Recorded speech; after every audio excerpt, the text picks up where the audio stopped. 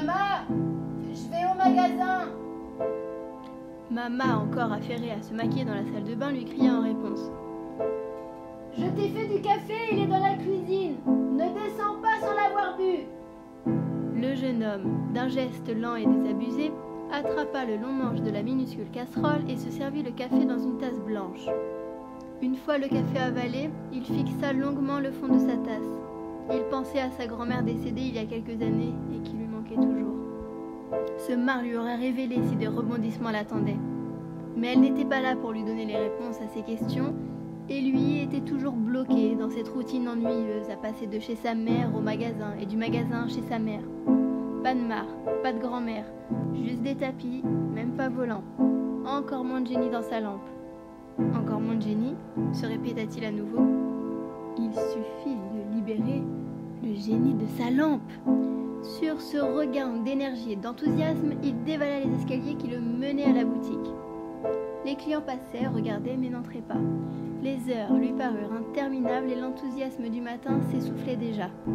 Il repensa à sa grand-mère. Ses pensées le plongèrent dans un chagrin teinté de joie. Perdu dans cet assaut de mélancolie, un client pénétra la boutique et le sortit de sa torpeur. Ce sont des tapis persans d'une excellente qualité, ils sont tous faits main, vous n'en trouverez pas deux pareils. Cette accroche commerciale laissa le client de marbre. Ils peuvent prédire l'avenir. Interloqué mais dubitatif, le client leva les yeux vers notre jeune vendeur, ne sachant que dire. « Dites-moi, lequel vous choisiriez, et j'y lirai dans les lignes du tapis », continua-t-il sans se laisser déstabiliser. Amusé, le client regarda attentivement autour de lui, inspecta chaque tapis un à un, puis sans dire un mot désigna un tapis.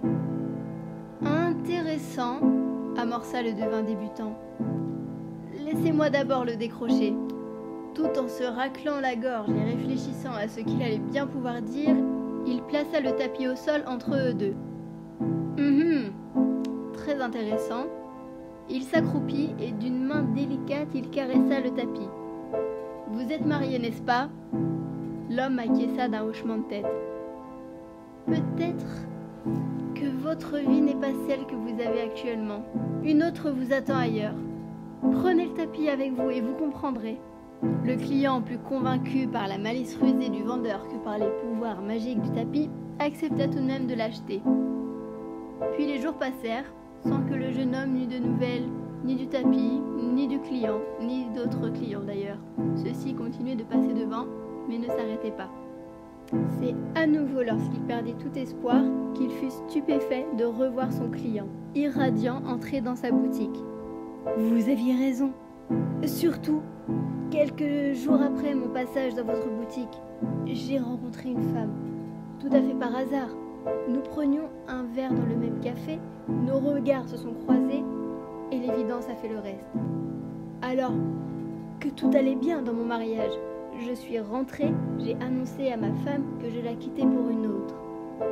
D'abord choquée et dévastée, elle a fini par m'avouer qu'elle n'avait pas le droit de me retenir car elle me mentait depuis toutes ces années. Notre fils n'est pas de moi. Aujourd'hui, je suis le plus heureux des hommes. Et votre tapis trône en relique à mon nouveau domicile. Je ne sais pas si je dois vous remercier, mais vous êtes un génie. » Bouche bée, épaté, sans voix, le jeune homme n'en revenait pas. Cette expérience lui redonna un entrain, une confiance qu'il avait perdue depuis longtemps. « Je lis dans les lignes des tapis, venez découvrir votre avenir !» répétait-il maintenant en boucle à tous les passants. Cela fonctionnait. Les gens entraient, achetaient et revenaient enchantés des prédictions qui se trouvaient avérées. Un jour, alors qu'il avait déjà vendu 10 tapis dans la journée, un client montra un tapis caché au fond du magasin, presque entièrement camouflé par d'autres tapis. « Désolé monsieur, mais celui-ci n'est pas à vendre. »« Comment ça, pas à vendre? Je vous donne le double du prix. »« C'est très aimable à vous, mais croyez-moi que vous n'en voudriez pas. Il est taché. »« Taché? Comment ça? »« Du café. »